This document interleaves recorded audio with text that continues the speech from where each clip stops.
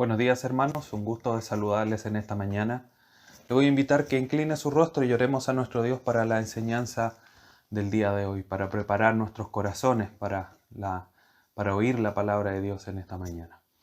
Dios eterno, te damos gracias, Dios bendito, reconociéndote a ti como el único Dios verdadero, el que reina de manera soberana sobre los cielos y la tierra, aquel Dios creador todopoderoso, lleno de gracia y misericordia. Te alabamos y bendecimos en esta mañana, Dios amado, por el privilegio de ser llamados tus hijos y por también tener el privilegio y la bendición de poder contar con tu Espíritu Santo para hoy día prestar oído a lo que tú nos enseñarás. Ayúdanos por medio de este Espíritu Santo que tú nos has dado, de esta persona de la Trinidad, para poder comprender. Danos sabiduría para poder aplicar y de esa manera que nuestra vida lleve mucho fruto que glorifique a tu nombre. Ese es nuestro deseo. Enséñanos, instrúyenos, redargúyenos, Señor, para poder madurar espiritualmente y seguir creciendo en este camino de fe en el cual tú nos has puesto. Te damos gracias por este tiempo que nos concedes.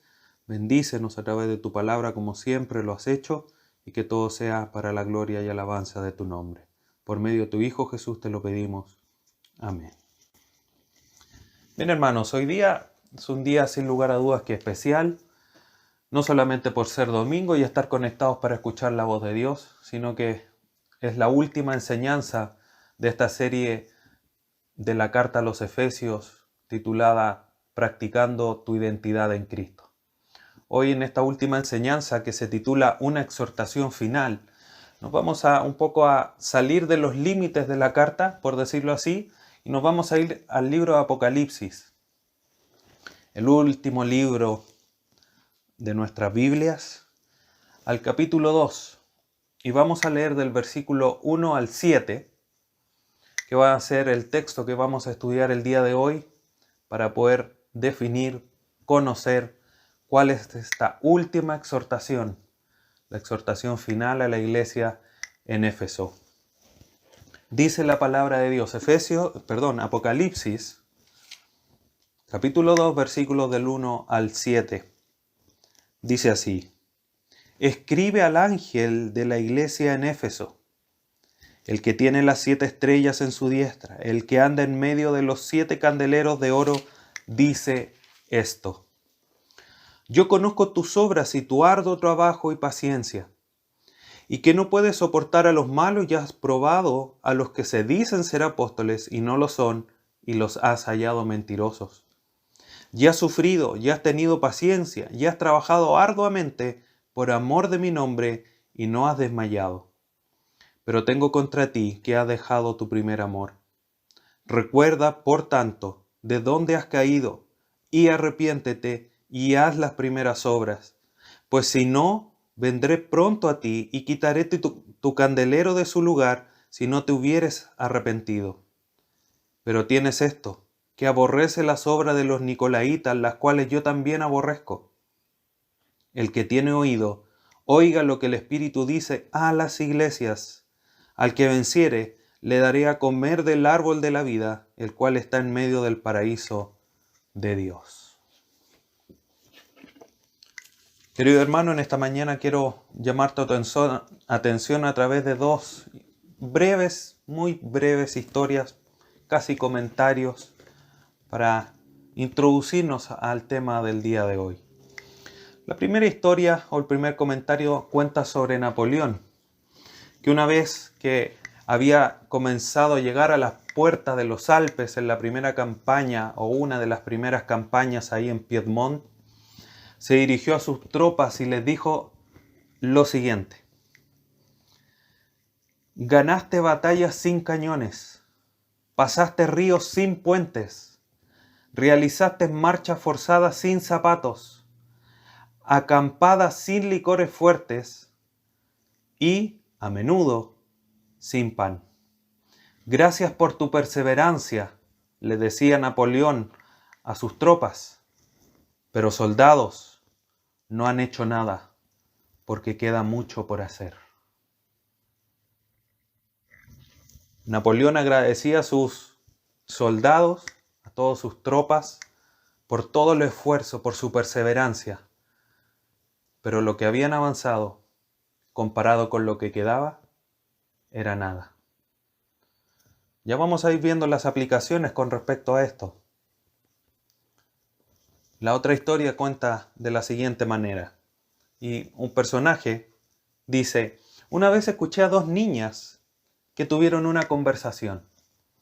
Mary le dijo a Marjorie: si murieras, ¿cómo sabes que serías salva o salvo? Marjorie respondió al instante: porque me estoy aferrando a Jesús con mis dos manos. Ah, pero suponiendo que Satanás te corte las manos, fue la réplica inesperada de Mary. Marjorie pensó y luego dijo: pero Jesús se aferra a mí con ambas manos, y el diablo no puede cortar las manos de Jesús. Dos historias que nos llaman la atención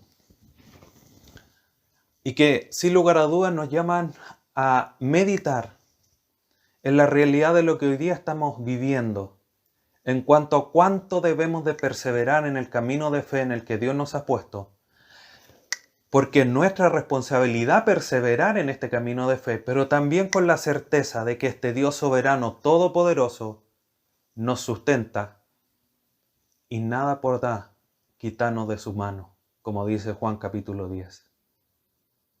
Dos realidades que no son de alguna manera contrarias, sino que más bien reflejan la realidad de estas dos historias de lo que la Biblia nos enseña y que vamos de alguna manera a ver el día de hoy en esta última exhortación que Dios, el mismo Dios, le hace a la iglesia en Éfeso.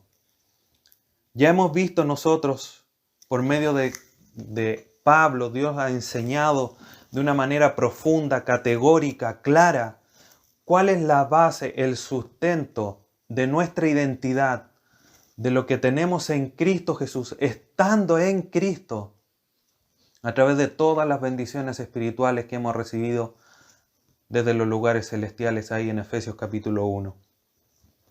Pero no solamente eso, sino que también hemos visto cómo es que se debe practicar esa identidad, cómo es que debemos andar como es digno de la vocación con que hemos sido llamados. Efesios capítulo 4, versículo 1. Por lo tanto, teniendo esta certeza, esta seguridad de todo lo que ya hemos aprendido, debemos comprender que una vez que nosotros somos salvos, debemos de vivir de una manera adecuada, pero también es una verdad que muchas veces nos vemos enfrentados a situaciones, a hechos, a cosas del diario vivir, que nos generan dificultades en nuestro corazón, nos generan dudas, nos generan desesperanza, nos generan desaliento. Y es parte de la vida cotidiana y creo que en ese sentido muchos nos podemos sentir identificados con esta realidad. Y podemos decir, sí, es verdad, viene el desaliento, viene el desánimo, las dudas, la desesperanza. Pero no juntamente con eso, que es una realidad, también es verdad que muchas veces caemos y comenzamos a caer en la monotonía del servir a Cristo.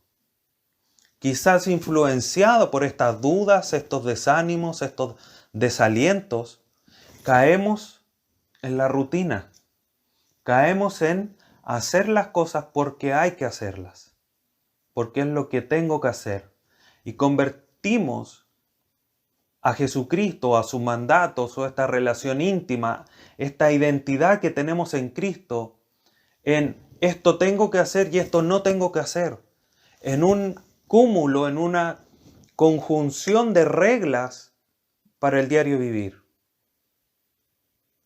Y vamos a ver qué es lo que dice Dios al respecto de esto. Es como caer en una vida religiosa finalmente. Y la pregunta entonces es, ¿estás viviendo tú de esta manera? ¿De una manera religiosa? ¿De una manera de hacer las cosas que Dios nos manda porque hay que hacerlas solamente? Nuestra amada iglesia en Éfeso, que ya hemos estudiado y hemos sido instruidos por la carta que Pablo les escribió inspirados por Dios, a pesar de que eran instruidos y tenían muchas virtudes que ellos desarrollaban, también es verdad que a través del tiempo, al menos 40 años desde que fue escrita esta carta a los Efesios hasta el pasaje de Apocalipsis 2, casi una generación, si es que no podemos asegurar que es una, comenzó a caer en esta situación. Tal cual como muchas veces nosotros podemos caer si es que no estamos en esta situación de vivir una vida religiosa. Esta iglesia comenzó a decaer en su devoción de su corazón, en el amor incontaminado, como dice al final de la carta a los Efesios, que no se corrompe ese amor hacia Jesucristo, comenzó a desvanecerse y a caer en una vida religiosa. Solamente de una generación a otra. Solamente en 40 años. Y alguien podría decir, pero 40 años es mucho tiempo. Pero ¿cuántos de nosotros llevamos tanto tiempo en el Evangelio, en este camino de fe, y no hemos enfrentado a esta situación? Si comenzamos a mirar y a evaluarnos. Por eso el llamado que Dios le hace a la iglesia en Éfeso, después de 40 años, es tan vigente el día de hoy para nosotros, que a lo mejor no hemos pasado 40 años desde que conocimos y de que Dios nos rescató desde las tinieblas hasta hoy día, pero sin lugar a duda hemos tenido o tenemos la misma experiencia que la iglesia en Éfeso.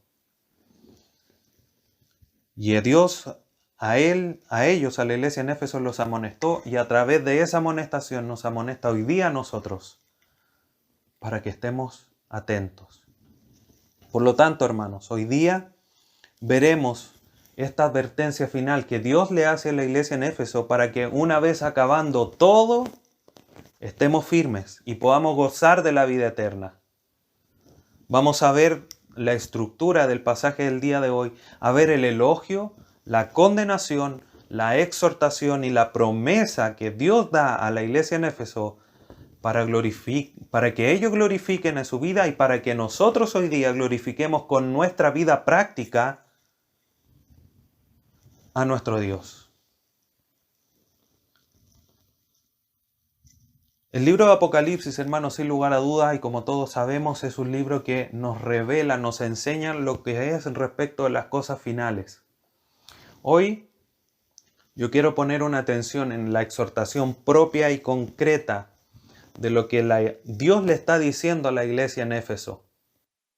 No por eso el estudio no se hizo de manera exegética, expositiva, entendiendo todo el contexto de la carta, pero no haré muchos comentarios o casi algunos comentarios respecto de lo profético de lo que es el pasaje.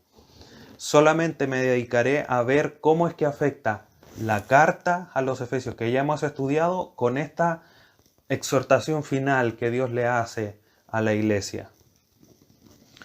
Vamos entonces a Apocalipsis 2, versículo 1, para entrar ya en materia y comenzar a ver qué es lo que nos dice Dios a través de este pasaje. Lo primero, antes de entrar a ver cuál es el elogio que Dios hace de la iglesia en Éfeso como primer elemento, lo primero que vemos aquí en el versículo 1 del capítulo 2 de Apocalipsis es la presentación.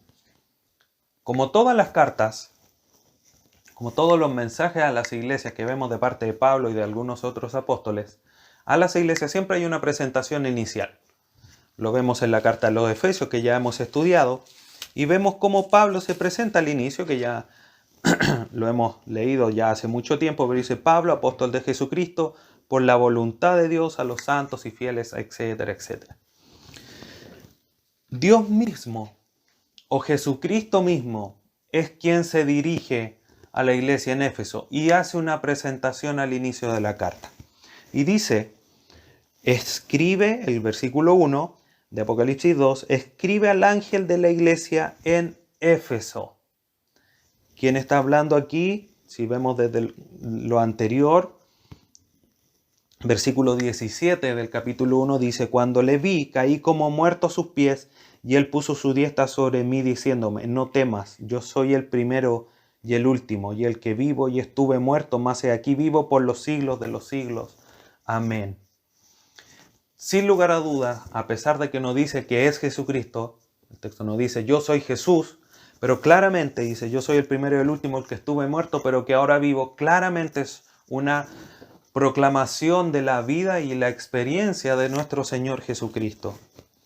Y Él es el que sigue hablando, incluso hasta el capítulo 2, en el versículo 1, dice: escribe esto. El mismo Jesucristo diciéndole a Juan qué es lo que debe de escribir en esta oportunidad la iglesia en Éfeso, y como inicio en el mensaje a las 7 iglesias en Asia. Por lo tanto, dice: escribe al ángel de la iglesia en Éfeso. Ángel quiere decir mensajero. Eso es lo que literalmente significa. Y hay en otros pasajes donde esta misma palabra, ángelos, se traduce como mensajero. Tenemos Mateos 11, Lucas 9, donde el término ángelos se usa en referencia a personas, a humanos, y no a entidades celestiales, como tenemos otros pasajes, por supuesto. Por lo tanto, en este contexto, esta palabra ángel quiere decir aquellos que están enviados con un mensaje. Es un mensajero. Por lo tanto, podemos comprender que Jesucristo le está diciendo a Juan: escribe al mensajero de la iglesia en Éfeso, al pastor de la iglesia en Éfeso. Esta carta, por tanto, está dirigida al liderazgo de la iglesia como representantes de la congregación.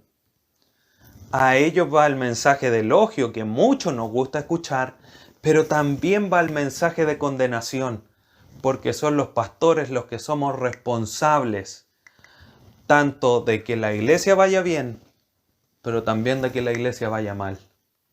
Pero querido hermano, no por eso tú te relajes, ni dejes toda la responsabilidad en las manos de tus pastores o de tu pastor, en el caso nuestro, porque obviamente somos una iglesia nueva, vamos en camino a la pluralidad de ancianos o de pastores. Pero son ellos los responsables, pero tú también ya tienes una responsabilidad, como lo vamos a ver en esta misma carta en el versículo 7, pero eso será materia de unos minutos más adelante. Por lo tanto, esta carta está dirigida al pastor de la iglesia, al representante de la iglesia en Éfeso. Y tal cual como a las otras cartas, hace una presentación Jesucristo de quién es el que está escribiendo. Mire lo que dice.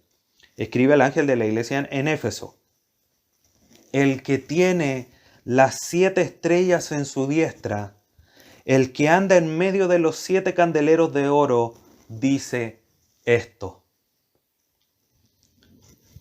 Tanto en esta carta como el mensaje a las otras 7 iglesias,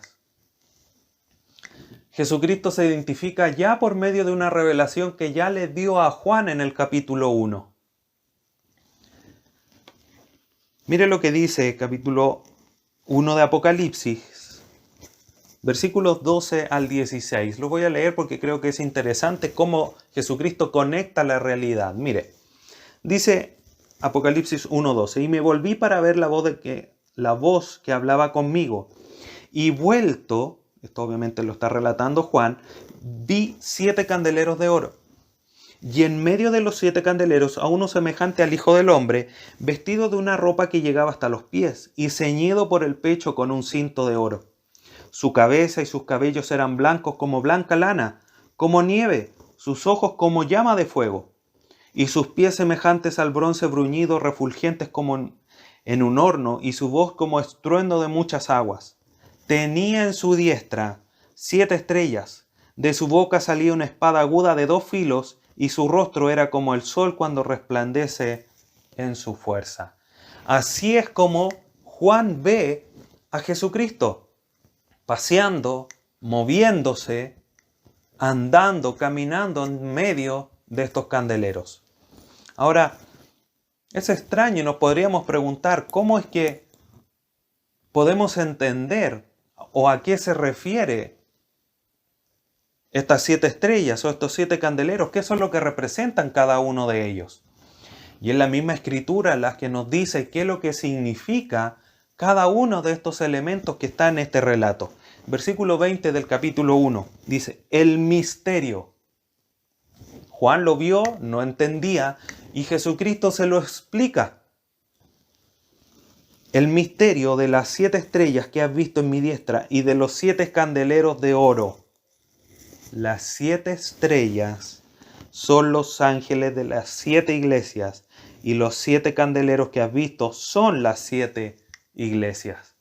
Tenemos la interpretación de las mismas bocas de nuestro Señor Jesucristo dándosela a Juan y hoy día a nosotros. Por lo tanto, cuando leemos, el que tiene las 7 estrellas en su diestra, el que anda en medio de los 7 candeleros de oro, Cristo, nuestro Señor Jesucristo, en quien nosotros tenemos la identidad de ser llamados hijos de Dios, es el que tiene las estrellas. Apocalipsis 20 nos dice que las estrellas son los ángeles de las iglesias. Y ya dijimos, ¿quiénes son los ángeles? Los mensajeros, los pastores. Por lo tanto, esa palabra, el que tiene, que quiere decir literalmente que tiene poder o que sostiene firmemente, nos llama a una reflexión muy fuerte, queridos hermanos. El Señor de la iglesia, el que es la cabeza de la iglesia, en quien la iglesia tiene su identidad, es quien sustenta y sostiene al liderazgo de la iglesia. Porque Él fue quien los dio a la iglesia y no solamente los da, sino que también los sustenta, también los sostiene. Efesios 4:11 nos enseña que Él mismo dio apóstoles, evangelistas, profetas y finalmente pastores maestros o pastores y maestros. Jesucristo fue quien los dio, Jesucristo es quien los sustenta, los tiene en su mano. Y por extensión de Juan 10 podemos entender que como todo creyente está en sus manos, y los pastores obviamente no son la excepción, nada nos va a arrebatar de la mano. Y en ese sentido los pastores tenemos unas palabras de ánimo tan grande al ver que es Jesucristo mismo, que hasta el día de hoy nos sustenta, nos tiene con poder en su mano. Pero para ti, querido hermano, también es una palabra de ánimo y de aliento, porque quien Dios ha puesto delante de ti como autoridad, como representante, como mensajero para proclamar su verdad, es sustentado por Él mismo. ¿Es tu responsabilidad también orar? Por supuesto que sí. Pero también podemos descansar tranquilos porque el mismo Jesucristo lo está sustentando. Y es así como Él se presenta, el que tiene las 7 estrellas en su diestra, el que anda en medio de los 7 candeleros de oro. Cristo anda, camina, está en un movimiento constante en medio de las iglesias. Este movimiento tiene un propósito, tiene un objetivo claro, que es escudriñar, examinar, evaluar, valorar lo que las iglesias hacen, viven. ¿Cómo es que podemos determinar esto? El texto no nos dice que hace eso. Pero al leer los mensajes a las 7 iglesias, vemos esa realidad de cómo Jesucristo está conociendo, está evaluando, escudriñando a su iglesia de manera profunda, paseándose, en el mal sentido de pasear, porque pasear uno lo entiende como una entretención. Jesucristo anda, camina con un propósito de no dejar de acompañar, haciendo realidad lo que dijo en Mateo 28. Dice, y estaré con vosotros hasta el fin del tiempo, hasta el fin de los siglos. Y lo está haciendo realidad aquí. Cristo es el que gobierna de manera soberana la iglesia. Él ha decidido dónde poner cada candelero con su estrella, en qué ciudad y en qué lugar. Qué dicha más grande, hermanos, de poder contar con esta revelación de parte de Jesucristo de la soberanía en cuanto al gobierno de la iglesia de su parte. Nos debe tener una tranquilidad muy grande, pero también llamar a una responsabilidad mayor a todos nosotros y aún también a aquellos que somos pastores, por supuesto. Porque Él está ahí vigilante a lo que la iglesia haga o no haga. Por lo tanto, debemos de esforzarnos. Y ya vamos a ir desarrollando lo que dice de manera concreta la iglesia. Lamentablemente, muchas veces, queridos hermanos, he escuchado a muchos predicadores, hermanos en la fe, a quedarse pegados, permítanme esa palabra, en que el pastor es el ángel de la iglesia y elevan al pastor a niveles insospechados, porque es el ángel. Y obviamente lo dicen con tono de grandeza, pero no miran la realidad de que este triste ángel está sustentado por alguien que es mayor porque lo tiene en su diestra, que es el Señor Jesucristo. Él es el que nos cuida. Él es el que está ahí al cuidado de toda la iglesia, del cuerpo en general.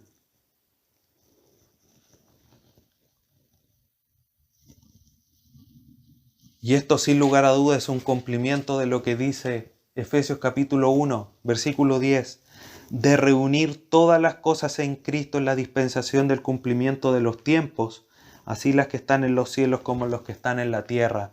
Versículo 22, y sometió todas las cosas bajo sus pies y lo dio por cabeza sobre todas las cosas a la iglesia. Y aquí vemos hecha realidad eso, de que Dios está por sobre todo y es la cabeza de la iglesia, la autoridad de la iglesia y está al cuidado de su cuerpo, que es la iglesia. Qué descanso y esperanza nos trae esto, de que lo que Dios nos ha prometido a través de su Hijo lo va a realizar. Pero queridos hermanos, volviendo a lo que les comentaba, los pastores sin lugar a dudas somos una bendición de Dios. Y no lo digo porque sea pastor ni lo quiero decir en tono de grandeza. Pero así lo dice Efesios 4:11. Jesucristo dio a la iglesia. En un principio, profetas, apóstoles, evangelistas. El día de hoy, pastores y maestros. Para ejercer liderazgo, autoridad derivada de nuestro Señor Jesucristo, de la cabeza en las iglesias locales donde Dios nos ha puesto. Pero Él es el que es la cabeza. Él es el que es la autoridad. Nosotros los pastores solamente somos mensajeros, hacemos ejercicio de autoridad porque Dios nos ha encomendado esa labor. Por lo tanto, debemos nosotros los pastores dar cuenta de la iglesia. Y la iglesia debe comprender que el pastor es un representante de parte de Dios. Y lo digo con humildad, hermanos. No quiero esto sonar a que el pastor es grande, pero es lo que el texto nos está diciendo. Somos mensajeros, embajadores de Dios para llevar un mensaje.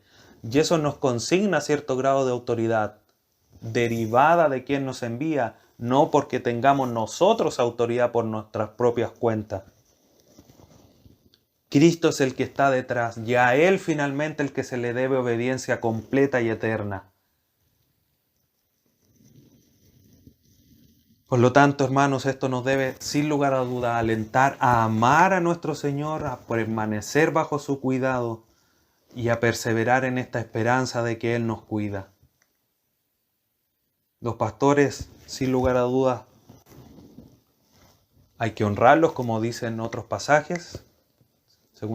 Primera carta de Timoteo, Hebreos, enseñan respecto de esto, pero es a Dios, a Cristo, quien nos manifiesta que tiene el sustento de toda la iglesia, estando al cuidado de ella. Entonces Jesucristo hace esta presentación de quién es Él a través, tomando parte de lo que ya se ha revelado en el capítulo 1, para finalmente decirle a la iglesia en Éfeso a través del pastor. Versículo 2. yo conozco tus obras y tu arduo trabajo y paciencia. De aquí, en el versículo 2, 3 e incluso el 6, encontramos los elogios del Señor de la iglesia, de Jesucristo, de la cabeza de la iglesia, a la iglesia. Y es maravilloso cómo Dios muestra su gracia al decirnos, miren, ustedes tienen esto que hacen bien. Esto es lo bueno que ustedes tienen. Y eso obviamente infunde ánimo. Y eso obviamente nos gusta humanamente. Pero esto que la iglesia en Éfeso estaba haciendo, ellos sabían que era porque estaban en Cristo. Y eso es algo que nunca nosotros debemos de olvidar. Estamos en Cristo.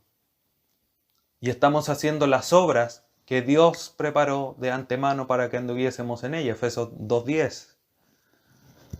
Por lo tanto, los hermanos en Éfeso tenían clarita la película, como también nosotros debemos de tenerla clara el día de hoy. Jesucristo comienza diciendo, yo conozco.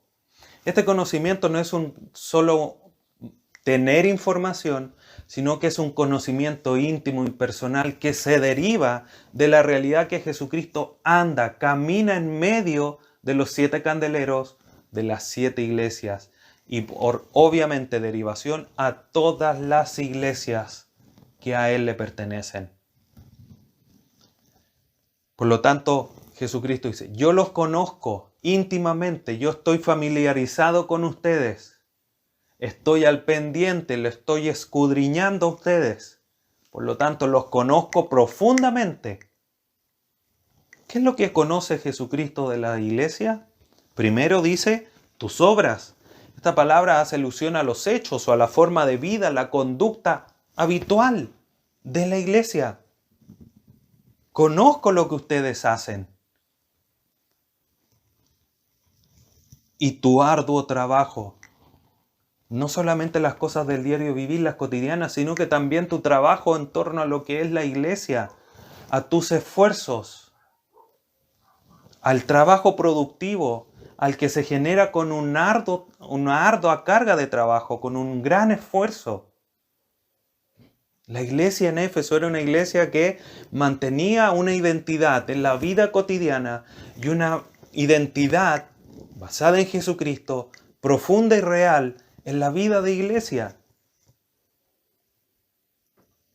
Y nos alegramos de eso porque lo que Jesucristo les enseñó a través de Pablo en la carta estaba rindiendo frutos 40 años después. Ellos están viviendo con la identidad, están practicando la identidad de cual Pablo les habló. Conozco tus obras y tu arduo trabajo y paciencia, resistencia o firmeza en situaciones adversas.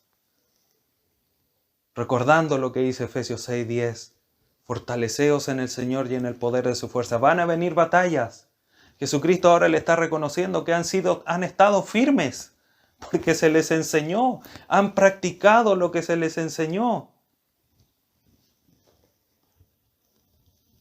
Jesucristo sabe esto porque ha estado con ellos caminando de manera constante, de manera permanente alrededor de la iglesia. Querido hermano, ¿cuánto tú estás viviendo lo que se te ha ido enseñando? Ya hemos estudiado toda la carta, hoy día es el mensaje final, pero si hoy día Cristo está paseando en medio de la iglesia, Jesucristo podría decir de ti, querido hermano, conozco tus obras, conozco tu arduo trabajo, conozco tu paciencia. ¿Y eso da testimonio de lo que has aprendido? ¿Puede Dios elogiarte por lo que estás haciendo conforme de lo que se te ha ido enseñando? Y no solamente con la carta a los Efesios, todas las enseñanzas, los estudios bíblicos, las exhortaciones, las palabras de ánimo quizás que ha recibido algún hermano conforme a las Escrituras, ¿las estás viviendo? ¿Podría hoy día Cristo elogiarte por esa forma de vivir que está de acuerdo a lo que has aprendido? La iglesia en Éfeso, sin lugar a duda, era una iglesia que servía al Señor. Había sido instruida, estaba viviendo la identidad en la cual había sido instruida.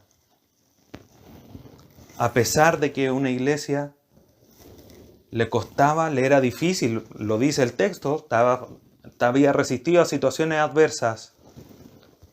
Warren Wiersbe dice, esta iglesia seguía avanzando cuando era difícil avanzar. ¿Te cuesta avanzar? Sigue avanzando. Sigue esforzándote. Fortalécete en el Señor y en el poder de su fuerza. Pero sigamos viendo cuál era los elogios. Era una iglesia que mantenía sus obras, su arduo trabajo, su paciencia. Pero además era una iglesia que se mantenía santa, cumpliendo el propósito eterno de Dios que nos escogió antes de la fundación del mundo para ser santos y sin manchas delante de Él. Efesios 1, capítulo 4. ¿Dónde vemos esto? Versículo 3, la segunda parte del versículo 2 de Apocalipsis 2. Y que no puede soportar a los malos. Es interesante cómo aquí Jesucristo está elogiando cosas que Él mismo le enseñó por medio de Pablo a la iglesia. Mire lo que dice Efesios, capítulo 5, versículos 7 y 11. No seáis pues partícipes con ellos. ¿Con quiénes? Con los malos, con los pecadores. ¿Qué dice Apocalipsis 2? Que no puede soportar a los malos. Efesios 5, 11. Y no participéis en las obras infructuosas de las tinieblas, sino más bien reprendedla. La iglesia en Éfeso estaba viviendo en la identidad. Estaba alejándose, no soportaba. Esta palabra soportar es la misma que usa para decir paciencia. Soportaban las pruebas, los momentos difíciles, pero no soportaban a los malos. Y ese es el equilibrio que nosotros debemos de lograr. Vienen situaciones difíciles, las soportamos en favor de la identidad que tenemos en Cristo, pero a los malos no los soportamos. Y la iglesia en Éfeso no solamente no lo soportaba, sino que ponía a prueba. Dice el texto, ya has probado a los que se dicen ser apóstoles, falsos maestros, los evaluaban. ¿Qué es lo que le decía Pablo a la iglesia en Éfeso? Efesios 4:14, para que ya no seáis niños fluctuantes, llevados por doquiera de todo viento de doctrina, por estratagema de hombres que para engañar emplean con astucia las artimañas del error. Y Jesucristo está reconociendo en la iglesia en Éfeso que estaban viviendo en esta realidad de no ser engañados por artimañas de hombres. Ponían en escrutinio, en valoración, en evaluación a los que se hacían llamar apóstoles, pero que posterior a esa evaluación, la iglesia en Éfeso, con el conocimiento de la verdad que ellos tenían, podían decir y poner al descubierto, y lo has hallado mentirosos. Y los odiaba, los repudiaba por eso. Tal cual como le enseña Pablo, Efesios 4:25, por lo cual desechando la mentira, hablad verdad cada uno con su prójimo. Efesios 5:5, porque sabéis esto, que ningún fornicario, inmundo, avaro, que idólatra tiene herencia en el reino de Cristo y de Dios. Nadie os engañe con palabras vanas, con mentiras. Efesios 5:10, comprobando lo que es agradable al Señor. La iglesia en Éfeso estaba viviendo la realidad de la identidad que tiene en Cristo.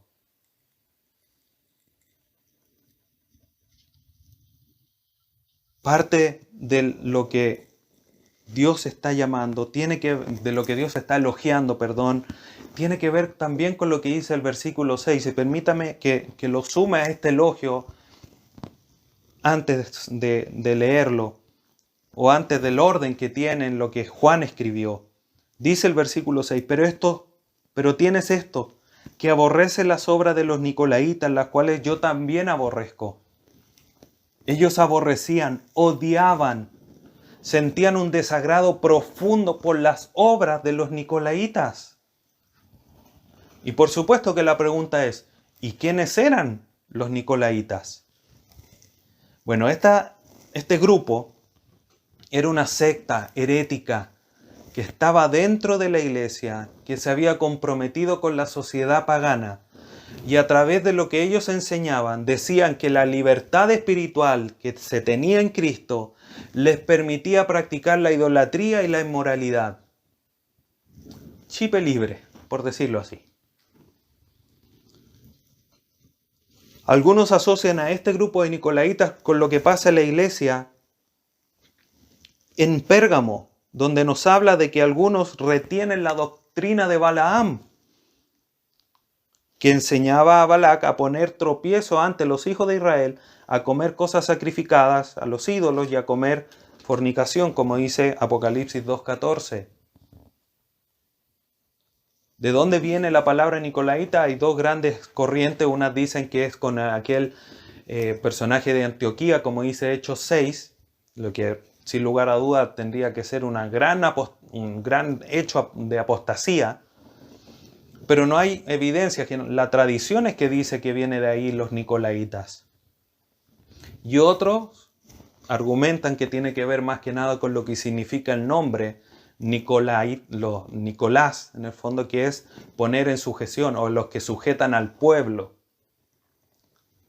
Y de aquí se deriva y se entiende a través de la historia que los nicolaitas fueron los que comenzaron con el tema de la división de los clérigos, como de este grupo de personas que rigen a la iglesia, de los laicos, de las personas comunes y silvestres de la iglesia.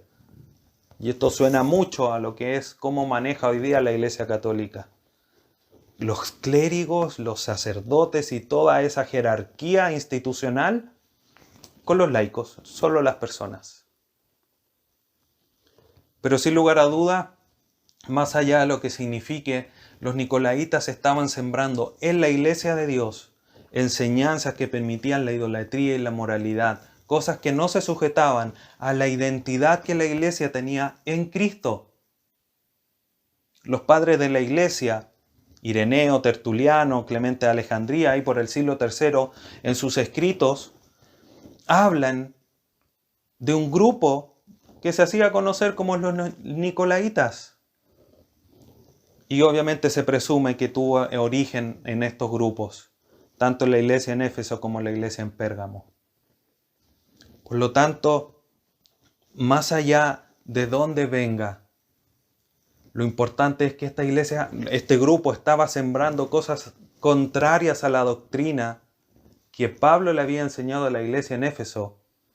Pero es importante destacar como un elogio de parte del Señor Jesucristo que esta iglesia aborrecía las obras, todo esto que tenía que ver con los nicolaitas.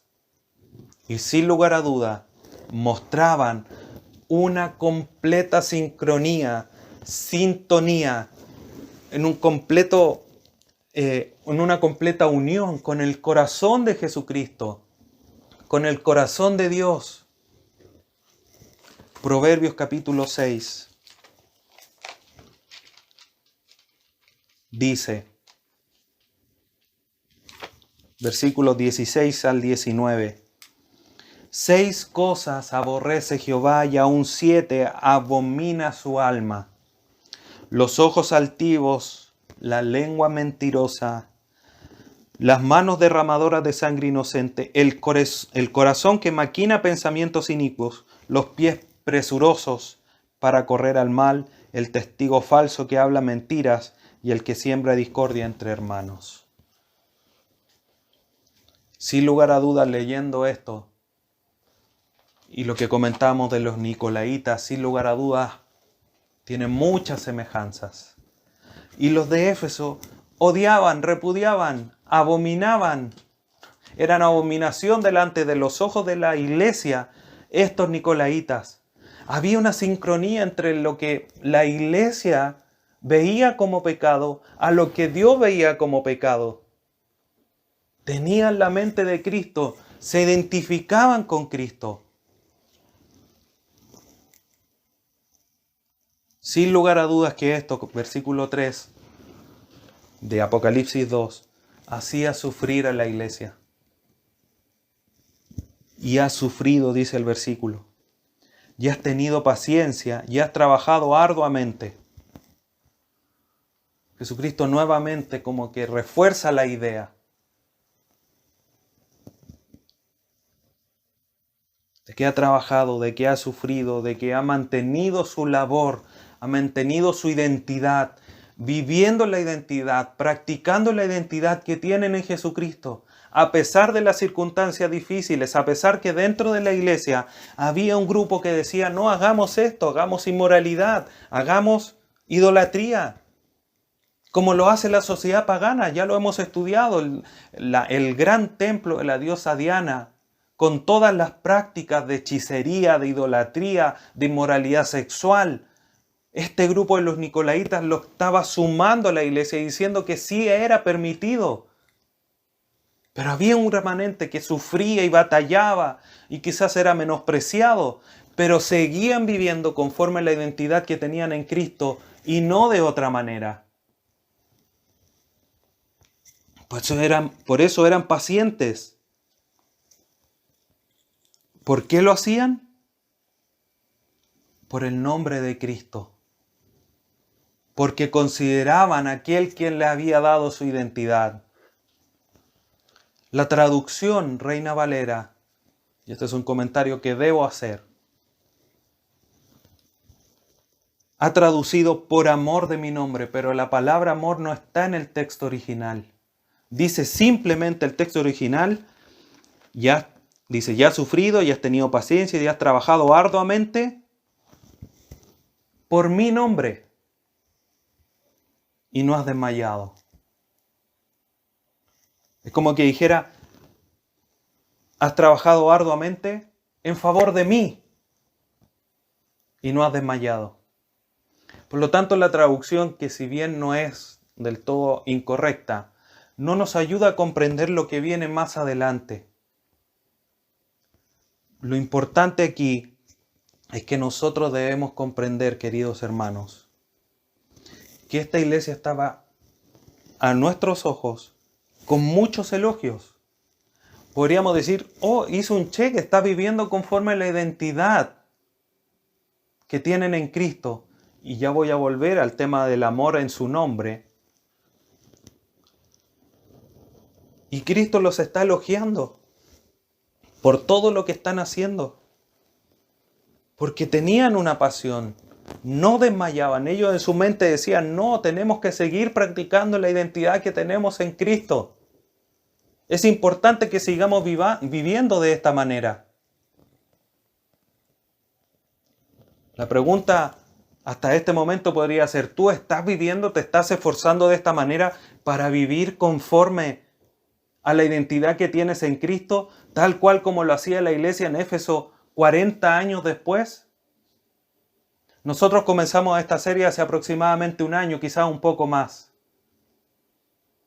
¿Estás viviendo después de un año y medio de enseñanza conforme a la identidad que tienes en Cristo?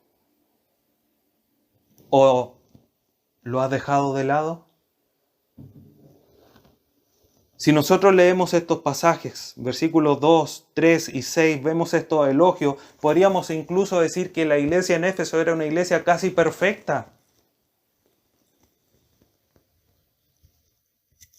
que cumplía con todo, estaba haciendo todo conforme a lo que había sido enseñada. Pero veíamos recién al inicio cómo es que Dios dice, el que anda en medio de los 7 candeleros de oro,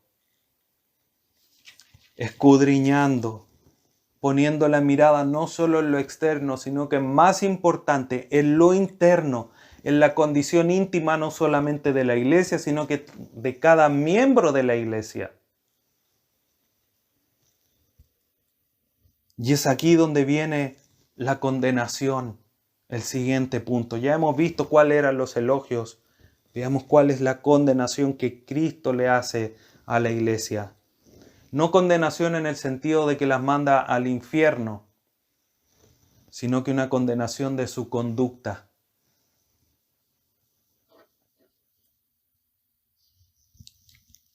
Dice el versículo 4, pero tengo contra ti que has dejado tu primer amor. Mirada desde fuera, era una iglesia hermosa la iglesia en Éfeso, pero tenía un serio problema en su corazón. Todo lo que estaba haciendo, su trabajo, sus hechos, el aborrecer a los nicolaítas, el no soportar a los malos, su gran paciencia, etcétera, etcétera. Todo eso que estaban haciendo no estaba sustentado en un corazón saludable, en un corazón sano, en un corazón piadoso. Y cada una de las cosas que ellos estaban haciendo estaba llegando al punto de estar siendo hecho por una motivación incorrecta. ¿Qué es lo que habían hecho? Habían puesto a un lado al primer amor, a Cristo. Eso significa literalmente, tengo contra ti que has dejado, que has puesto a un lado, que has desechado tu primer amor. Ahora, ¿qué es el primer amor? Algo que muchas veces se cita o muchas veces se menciona. El primer amor, hermanos, es la motivación profunda de querer vivir para agradar a Cristo, a Dios, de vivir cumpliendo cada uno de sus preceptos, de sus mandatos, de lo que Él nos ha dejado escrito.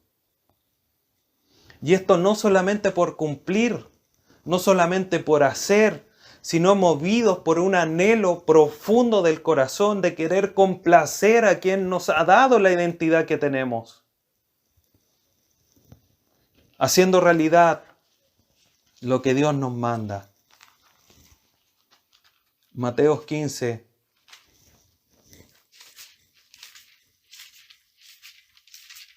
Versículo 8.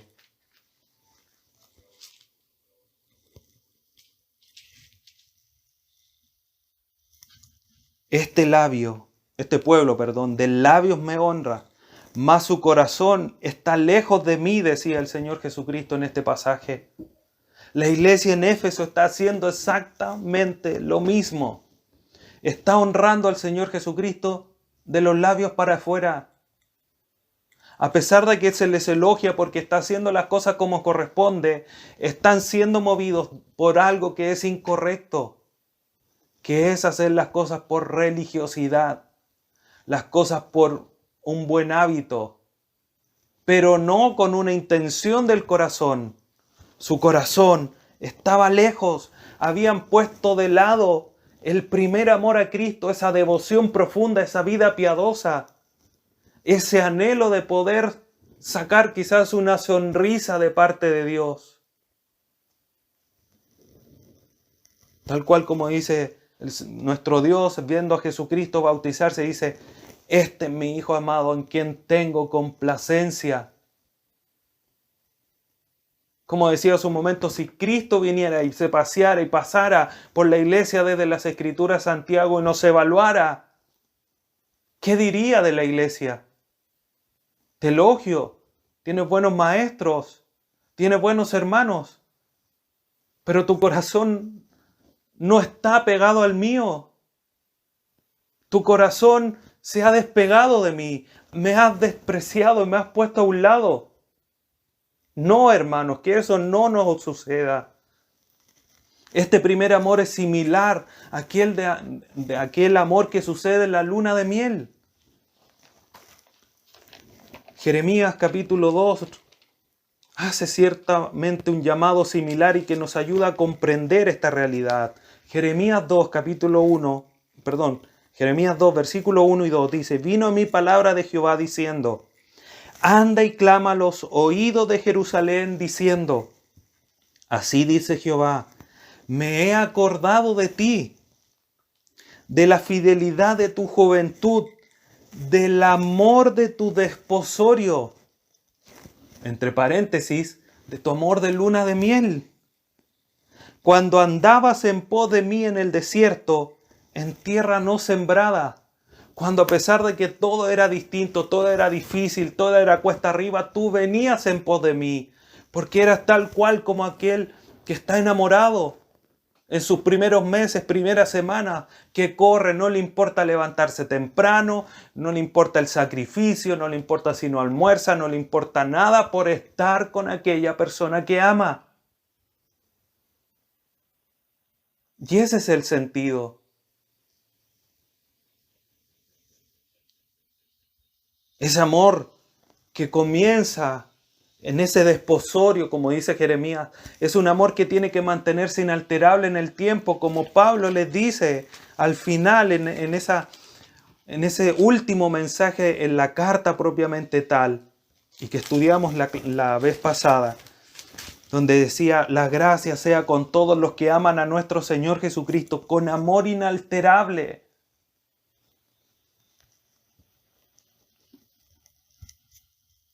Warren Wiersbe, perdón la pronunciación, pero el apellido es un poco complejo, comenta lo siguiente: es la devoción a Cristo, definiendo lo que es el primer amor, que tan a menudo caracteriza al nuevo creyente, ferviente, personal, sin inhibiciones, entusiasta y que lo exhibe abiertamente. Eso es lo que dice Warren Wiersbe respecto del primer amor. ¿Cómo está esa pasión por nuestro Señor Jesucristo en tu corazón? ¿Cómo está este primer amor en tu vida? ¿O ya llevas 3, 4 años de haberte convertido? 5, 6, 10 años y ya las cosas las haces por costumbre, porque hay que hacerlas.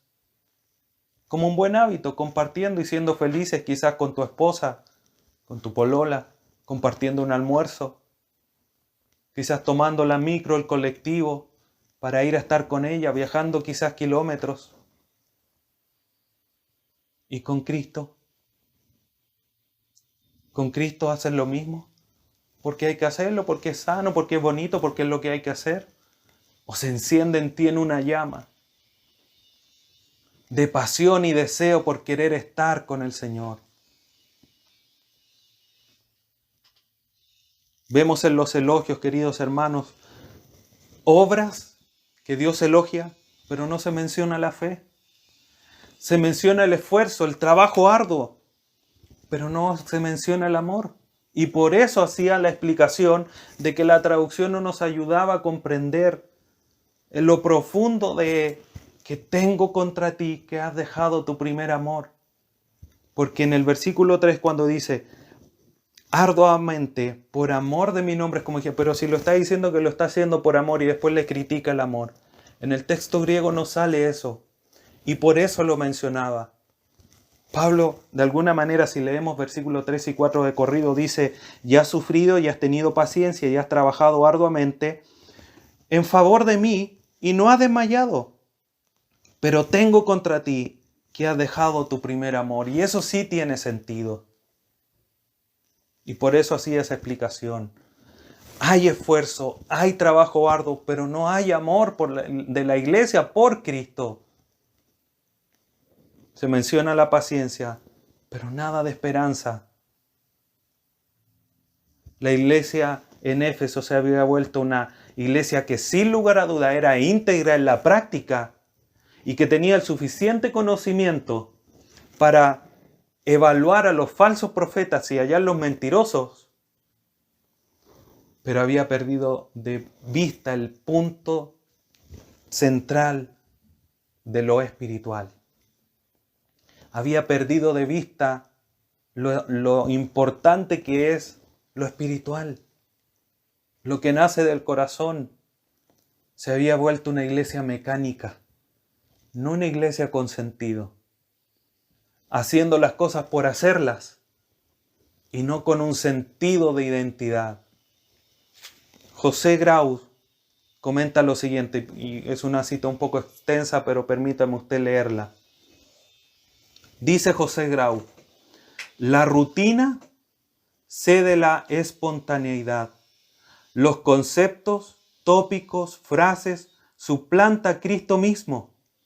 La obra de Cristo cobra más importancia que el Dios de la obra, la iglesia de Cristo que el Cristo de la iglesia. ¿Cómo es posible? A veces el enfriamiento es apenas perceptible, un proceso lento, mucho trabajo, falta de tiempo, pocas atenciones, poca oración, etc. Cuando ocurre en parejas, novios o matrimonios, desemboca en una crisis tarde o temprano. Igual sucede en el ámbito de nuestra comunión espiritual con Dios. Fin de la cita. Queridos hermanos, el vivir bajo las acciones, haciendo las acciones propias de la iglesia, los servicios, los estudios, las oraciones y cualquier otra actividad, y estar presente en cada una de ellas, no es garantía de que nuestro corazón esté entregado de una manera completa e íntima al Señor. El mandato de Cristo es claro, Él mismo lo dice. Marcos 12.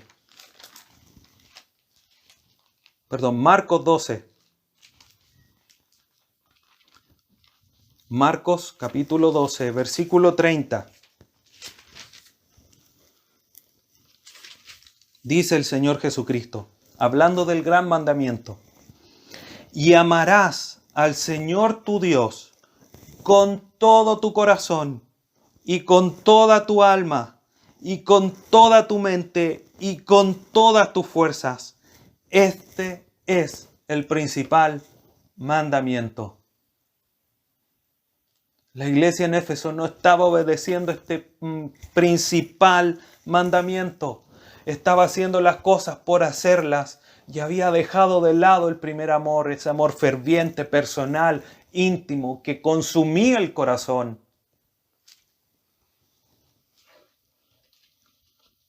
Pero esta realidad no era distinta a lo que el pueblo de Israel había vivido.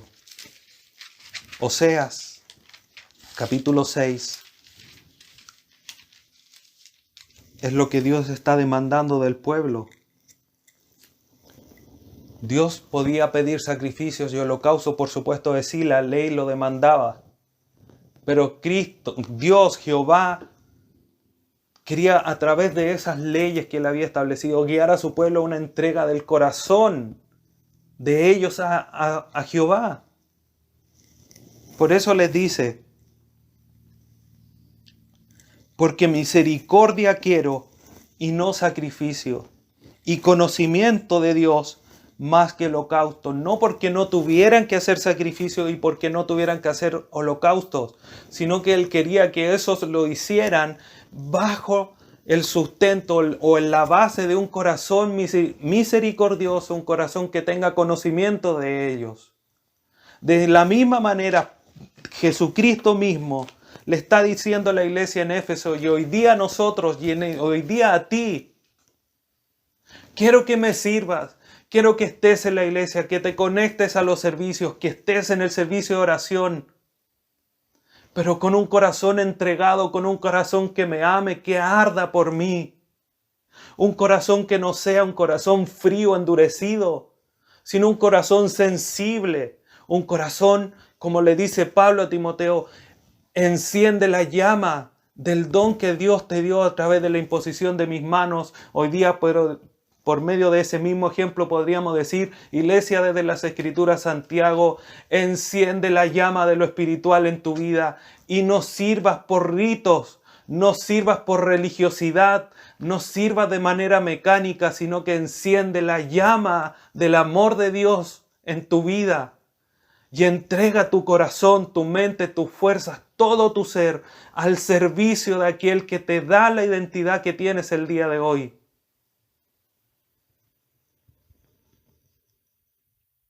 ¿Cómo está tu corazón?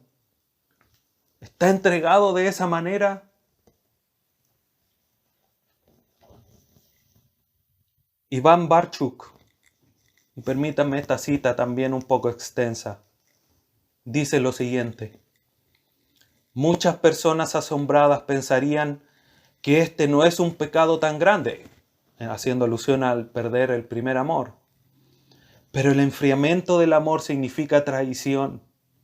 Cuando el amor va desapareciendo, todas las buenas obras, tales como el trabajo, la paciencia y la lucha contra el mal, podrían por algún tiempo ir llevándose a cabo aún como por inercia o bien por hábito. Pero paulatinamente todas ellas van desapareciendo por carecer de su poder móvil, el amor.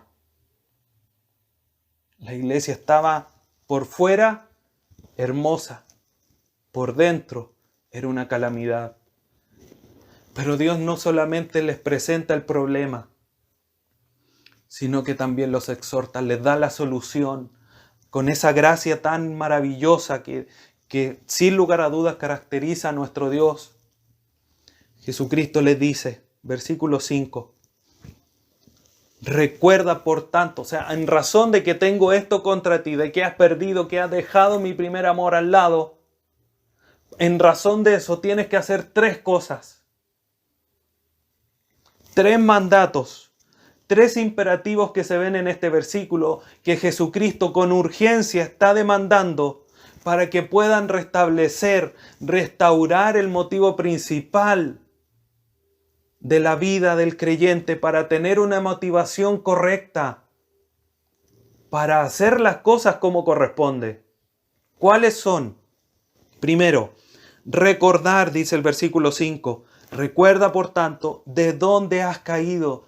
Lo que está demandando Dios es que de una manera continua y permanente se esté recordando las alturas espirituales en las que hemos estado. Y en razón de eso, ver en qué estamos el día de hoy. Miro hacia atrás. Digo, mira, hace un año estaba mucho más alto. Bueno, ¿cómo es posible que haya bajado? Me esfuerzo para subir. Miro hacia atrás. Estoy a la misma altura que hace 2 años. ¿Cómo es posible que no haya crecido nada? Miro hacia atrás y veo que estoy más alto. Y debo seguir queriendo buscar más arriba, siguiendo buscar las alturas. Por eso Pablo le dice, recuerden de dónde has caído, esa identidad. Es como que le dijera a la iglesia en Éfeso, mira hacia atrás, mira 40 años atrás. Todas las bendiciones espirituales con las que has sido bendecido en Cristo Jesús. Y mira dónde estás ahora, con Cristo al lado. Quien te da la identidad lo tiene sentado en un banco al lado, sin importar que todo lo que estás haciendo lo estás haciendo por nada. Recuerda de dónde has caído. Evalúa tu condición actual a la luz de las alturas espirituales en las que has estado. Y de esa manera encender, avivar el fuego que está en nuestro corazón. Esto de recordar, queridos hermanos, es algo tan primordial para el creyente. Ya se lo dijo Pablo a los de Éfeso. Acordaos de en otro tiempo lo que eran ustedes, ajenos a las promesas, sin ciudadanía, sin Dios, sin esperanza. Y ahora le está diciendo, recuerden de dónde han caído, tenían esperanza, tenían Dios. Y no es que lo hayan perdido, no es que hayan pasado a condenación, al infierno, los hermanos en Éfeso. Pero el distintivo de su identidad lo habían puesto a un lado. Recuerden de dónde han caído. Lo primero que deben de hacer. Segundo, en conexión íntima y arrepiéntete. Las 3 cosas tienen que ser hechas de una manera completa, no por separado. Arrepiéntete. La verdadera restauración espiritual, hermanos, tiene que ir de la mano de un arrepentimiento verdadero, de dejar el pecado, de dejar lo mal que están haciendo, de dejar a Cristo a un lado, volver a tomarlo, encender el fuego que hay en tu corazón, encender lo espiritual y seguir haciendo lo que hay que hacer, que es el tercer mandato. Y haz, dice el versículo, las primeras obras. Aquellas obras que estaban cimentadas con esa pasión, con ese fervor de querer complacer a nuestro Señor Jesucristo, de volver a realizar las obras cargadas de pasión, con una entrega verdadera, con una entrega de todo tu ser, mente, alma, cuerpo, espíritu, y no de una manera religiosa. El creyente tiene que volver. Querido hermano, si tú estás en esta condición, que estás haciendo las cosas no en la condición de estar con Cristo, recuerda de dónde Dios te ha sacado de la tiniebla y te ha puesto en esta realidad espiritual. Recuerda esas bendiciones con que Dios te ha bendecido. Efesios capítulo 1. Arrepiéntete y vuelve a obrar con pasión. Vuelve a obrar con fervor, con una vida piadosa íntima en el Señor. ¿Qué es lo que va a suceder? Si no se arrepienten, si no recuerdan, si no hacen estas tres acciones, le dice Dios, Jesucristo, a la iglesia en Éfeso, pues si no haces estos tres mandatos, pues si no, vendré pronto a ti. Esto es urgente. Ese es el sentido que Jesucristo le quiere imprimir a este mensaje. Es urgente, es ahora, porque es de manera inminente que yo voy a venir a ti. Y quitaré tu candelero de su lugar. ¿Por qué? Porque Él es el soberano que gobierna sobre la iglesia y Él decidió poner la iglesia y el candelero en su lugar y perfectamente lo puede sacar y moverlo a otro lugar. Él es el soberano.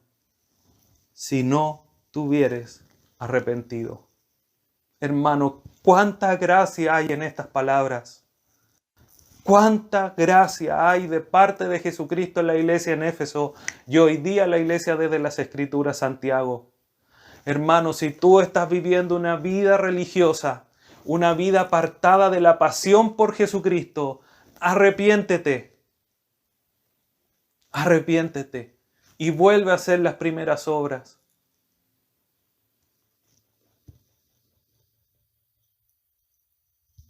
Las consecuencias de no hacerlo pueden ser devastadoras. Quitaré tu candelero de su lugar.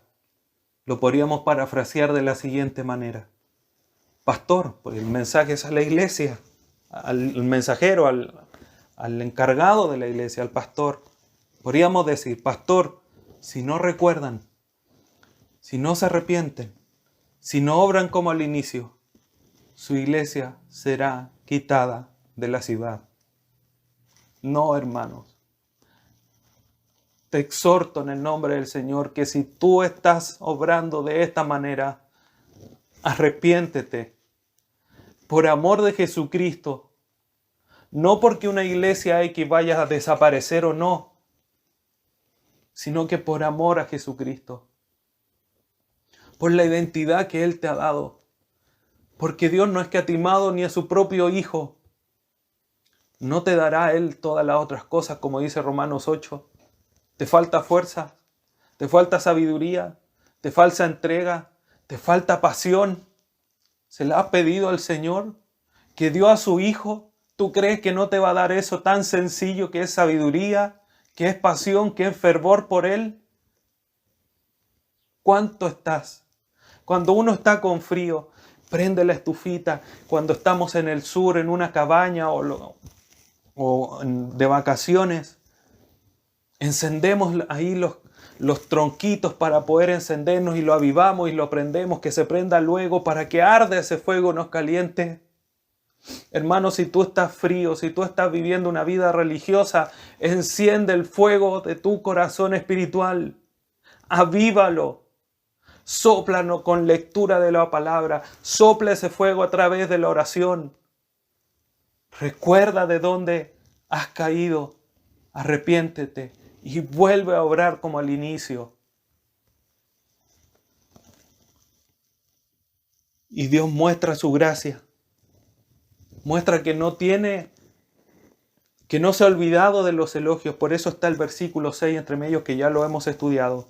Dice, pero tienes esto, que aborreces al mal. Tu corazón está en sintonía con el mío. Está apegado con el mío porque aborrece lo mismo que yo aborrezco. Pero enciéndelo. No lo hagas por inercia. No lo hagas de manera mecánica. Hazlo por pasión ferviente. Y finalmente, Jesucristo les da una promesa. El que tiene oído, oiga lo que el Espíritu dice a las iglesias.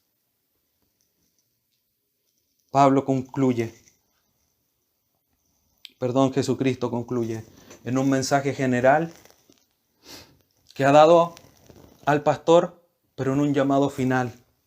Dice, el que tiene oído para oír, oiga lo que el Espíritu dice a las iglesias. Todos los mensajes de las iglesias son importantes. Hoy día, obviamente, estudiamos solo la de Éfeso. Pero en medio de un escenario difícil, con un diagnóstico desgarrador, un diagnóstico difícil, duro, siempre hay esperanza. En medio de todo, los creyentes pueden ser fieles al Señor, pueden escuchar la voz de Dios y arrepentirse y volverse de las malas obras. ¿Quiénes van a vencer al escuchar lo que Cristo está diciendo? Al que venciere. Todos esos son los que han sido sellados. Efesios 1, que hemos sido sellados por el Espíritu Santo. Versículos 13 y 14. Y que Él mismo va a guardar para presentárselos tal como es el propósito de Dios, sin mancha ni arrugas, como dice Judas 24, que nos guarda para perseverar. Es nuestra responsabilidad, pero quien está detrás de esa perseverancia de los que van a vencer es Dios, que nos tiene en su mano. Por lo tanto, quienes van a vencer son los que Dios ha escogido sin lugar a duda. Y estas palabras que nos infunden ánimos y que nos demuestran la gracia de Dios: les daré a comer. Él nos va a dar, nos sigue dando, nos sigue Él manifestando su gracia, en una gracia que es personal e íntima, porque nos va a dar a comer del árbol de la vida, del mismo que estaba en Génesis capítulo 1, 2, y que está en medio del paraíso de Dios. Una culminación maravillosa del plan de redentor de Dios. Los que vencieren, los que se arrepientan y mantengan una vida ferviente de servicio al Señor, amando al Señor, gozarán de una plena presencia de Dios en la vida eterna, gozando de la herencia completa. Queridos hermanos, para concluir,